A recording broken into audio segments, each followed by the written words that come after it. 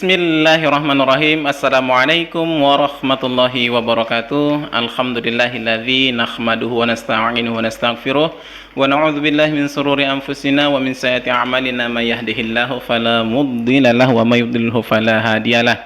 Asyhadu an la ilaha illallah wa asyhadu anna Muhammadan abduhu wa rasuluh la nabiyya wa la rasula ba'dah.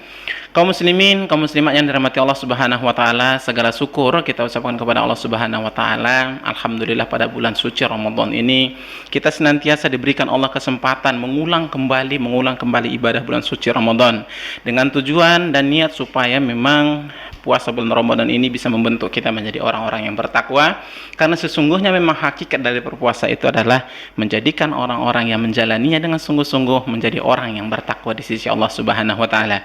Salam dan salam kehadiran kita Nabi Muhammad sallallahu alaihi wasallam. Tentu daripada kaifiat yang kita jalani dalam proses bulan suci Ramadan ini adalah tidak lain dan tidak bukan adalah melalui sunnah-sunnah Rasulullah sallallahu alaihi wasallam. Harapan kita tentunya kita juga yang menjalani ibadah bulan suci Ramadan ini mendapatkan syafaat dan juga keberkahan ya daripada salat-salat Rasulullah sallallahu alaihi wasallam. Kaum muslimin, kaum muslimat, khususnya pemirsa channel yang dicintai Allah Subhanahu wa taala. Kali ini saya hadir kembali di hadapan kaum muslimin, kaum muslimat, tentunya dengan satu tema penting ya, berkisaran tentang bulan suci Ramadan. Ya, kita tahu bahwa memang bulan suci Ramadan itu adalah bulan di mana Allah turunkan beberapa keberkahan-keberkahan kepada kita. Namun ingat bahwa ketika kita menjalani bulan suci Ramadan ini tidak mengikuti aturan-aturan yang ditentukan oleh Rasulullah SAW, maka keberkahan, keutamaan-keutamaan di dalamnya tidak akan bisa kita capai semaksimal mungkin. Apa kira-kira aturan-aturan yang ada di bulan suci Ramadan itu? Pertama-tama tentu ketika kita melaksanakan ibadah bulan suci Ramadan, yang paling utama adalah rukunnya jangan lupa. Apa rukunnya? Sebagaimana disabdakan oleh Rasulullah Shallallahu Alaihi Wasallam bahwa setiap amalan itu harus dengan niat. Diriwayatkan dari Abdullah bin Umar dalam hadis yang sahih dikatakan, innamal a'malu biniat. Setiap amal itu harus dengan niat. Jadi kalau tidak disertai dengan niat, kita khawatirkan bahwa ibadah kita itu tidak akan tepat pada sasarannya. Bisa juga disebut bahwa niat ini adalah alamat ibadah kita. Kemana kita tujukan, kemana kita alamatkan, tentu harus jelas. Maka ketika kita menjalankan ibadah bulan suci Ramadan, harus juga dengan niat yang kuat. Ya, dan biasanya kaum muslimin ini menjadi kebiasaan. Siapapun yang melakukan satu amalan tidak disertai niat, maka biasanya amalan itu akan berantakan dia.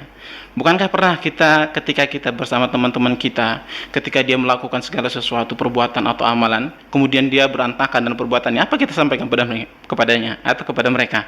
Memang dasar nggak niat lu ya. Nah, itu namanya apa? Karena memang amal ibadah itu tidak disertai dengan niatnya. Maka ibadah bulan suci Ramadan ini tidak dibubuhkan niat padanya, maka dapat dipastikan bahwa ibadah bulan suci Ramadan itu tertolak atau mardud. Itu ya. Itu yang pertama, niat. Kemudian yang kedua, yang terpenting dulu juga dalam rukun daripada bulan suci Ramadan adalah menjalankan puasa Ramadan adalah menjaga hal-hal yang membatalkan puasa Ramadan ya. Kaum muslimin dimanapun tentunya berada, menghindari segala sesuatu yang membatalkan puasa kita pada bulan suci Ramadan adalah kemutlakan yang harus kita taati. Yang paling mutlak adalah dilarang makan dan minum. Ini menjadi salah satu dalil penting dalam Al-Quran, dikatakan wa kulu wasrabu hatta yatabayyana lakumul khaytu abyadu minal khaytil aswadi minal fajr tsumma atimus siyama ilal lail. Ayat ini ditegaskan oleh Allah Subhanahu wa taala, makan dan minumlah kamu sesuka hati sampai nanti terbitnya benang putih dan benang merah. Ya, bukan artinya di rumah ada benang putih, benang merah nampak kemudian kita nggak boleh makan, tidak. Maksudnya yang dimaksudkan oleh ayat ini adalah terbitnya fajar. Nah, kemudian dari ketentuan-ketentuan lagi, sempurnakanlah puasamu pada ayat yang sama, sempurnakanlah puasamu nanti sampai batas maghrib tiba. Jadi kaum muslimin, kaum muslimat, yang dua hal ini tadi nggak boleh kita tinggalkan. Pertama, rukunnya adalah kita harus niat. Yang kedua, memang kita harus menjaga hal-hal yang membatalkan dari puasa kita, ya, termasuklah makan dan minum. Ada nanti beberapa hal yang membatalkan puasa dan minum, namun kita tidak jelaskan secara rinci. Tapi yang paling penting itu dua. Kemudian yang terpenting juga yang lainnya adalah kalau makan dan minum mah gampang. Anak kecil saja mampu, ya. Makan dan minum gampang. Siapa saja bisa melaksanakannya. Yang tersulit dalam menjalani puasa itu adalah menjaga puasa kita tidak batal dari nilai pahalanya. Itu yang paling susah. Maka kata Rasulullah sallallahu alaihi wasallam, "Man lam yada' qaulal juri wal amali, falaysa bihi ay yada' minal akli wasyarab." Siapa yang tidak mampu mencegah perkataan kotor ketika berpuasa, dia puasa juga, tapi gibah tetap jalan, merendahkan orang tetap jalan, kemudian apa lagi? Menghina orang tetap jalan, berkata sombong tetap jalan. Maka kata Rasulullah SAW, tidak ada manfaat baginya dia menahan makan dan minum. Dia memang nggak makan dan minum, tapi dia menjalankan sesuatu yang merusak nilai pahalanya. Maka bagi orang tersebut juga bisa dipastikan bahwa puasanya batal, ya, batal secara pahalanya. Walaupun puasanya sampai maghrib masih tetap jalan, tapi nilai pahalanya akan dikurangi oleh Allah Subhanahu wa taala, karena Rasulullah menyatakan itu. Kaum muslimin, kaum muslimat dimanapun tentunya berada. Kemudian setelah kita membahas tentang rukun tadi, aja rukun puasa itu 2 saja. Kemudian selanjutnya kita membahas syarat wajib puasa.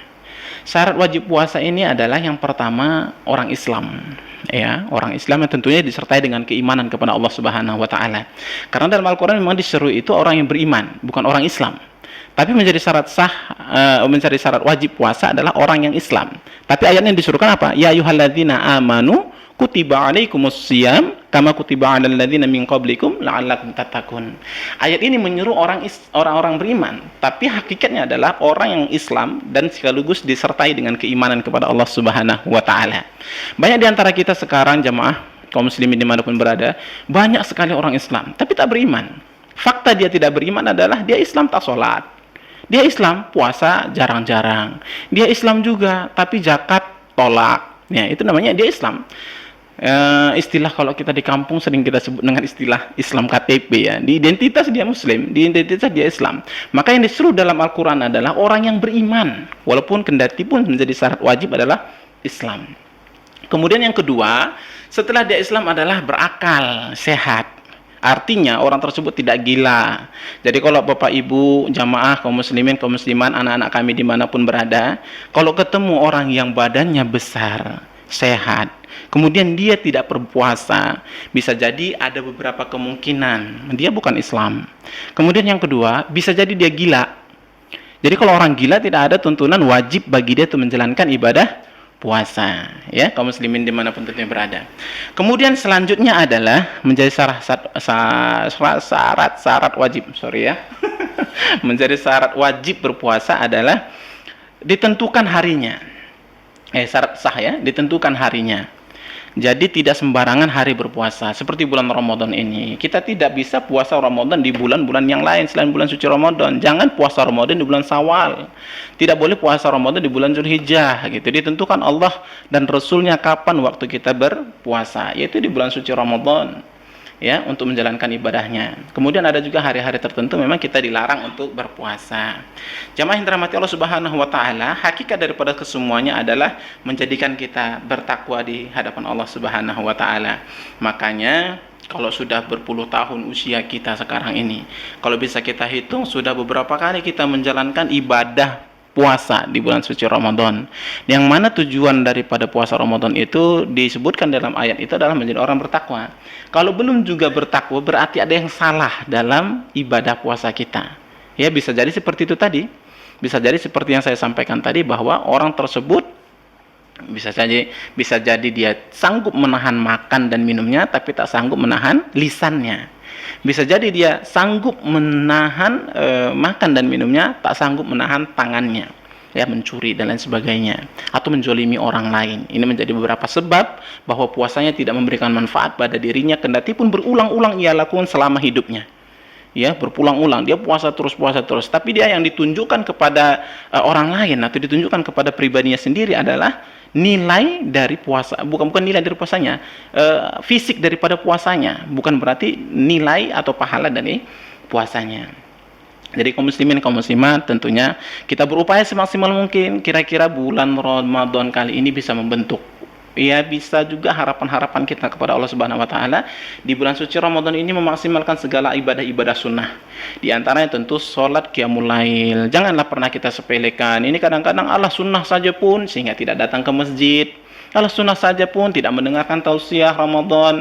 Padahal tausiah Ramadan itu luar biasa pahalanya kalau kita sadari. Itu sunnah-sunnah yang ada di antaranya, ya.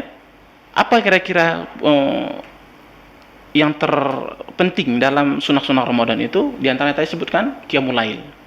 Kemudian mendengarkan tausiah. Mendengarkan tausiah itu kata Rasulullah Shallallahu alaihi wasallam, sabda beliau mengatakan, Innal malaikata tadau ajnihataha li tulabil ilmi ridha bima yatlub. Jadi orang yang duduk di majelis ilmu itu malaikat meletakkan sayap-sayapnya di antara orang-orang yang menuntut ilmu. Dalam peribahasa bahasa Arab juga mengatakan, man kharaja fi thulabil ilmi fahuwa fi sabilillahi hatta yarji. Siapa yang keluar menuntut ilmu, dia duduk di majelis ilmu, mendengarkan dengan sungguh-sungguh, maka dia seperti jihad di medan perang ketika sampai dia pulang. Nah, ini luar biasa jamaah. Jadi jangan pernah kita sepelekan. Ada orang qiyamul lail, ada sunnah aja pun hukumnya. Justru sunnah-sunnah itu dihitung wajib pahalanya di bulan suci Ramadan dan dilipat gandakan oleh Allah Subhanahu wa taala. Jadi khususnya anak-anak kami tentunya, kaum muslimin, kaum muslimat, berlomba-lomba kita. Berlomba-lomba kita untuk menjalankan ibadah puasa Ramadan ini, kejar target akhir yaitu bertakwa. Apa sebenarnya ketakwaan itu? Ketakwaan itu ketika kita mampu melaksanakan atau menahan dosa, padahal ketika kita lakukan tidak ada orang tahu. Kita lakukan tidak ada orang tahu, tapi kita tinggalkan karena takut kepada Allah Subhanahu wa taala. Itu baru bertakwa. Nah, kalau misalkan masih dalam kehidupan kita ada orang kita alim, tak ada orang kita jahat, bejat, nah itu bukan bertakwa. Ada orang lain kita pura-pura baik, nggak ada orang lain kita kemari maksiat, itu bukan bertakwa. Bertakwa itu ada orang, tidak ada orang, semuanya amal ibadahnya khusus dirujukkan atau ditujukan kepada Allah Subhanahu wa taala. Semoga menjadi orang-orang yang bertakwa kita seluruhnya dalam proses menjalankan ibadah bulan suci Ramadan ini. Demikian saya sudahi, atas khilaf dan salah mohon maaf. Assalamualaikum warahmatullahi wabarakatuh.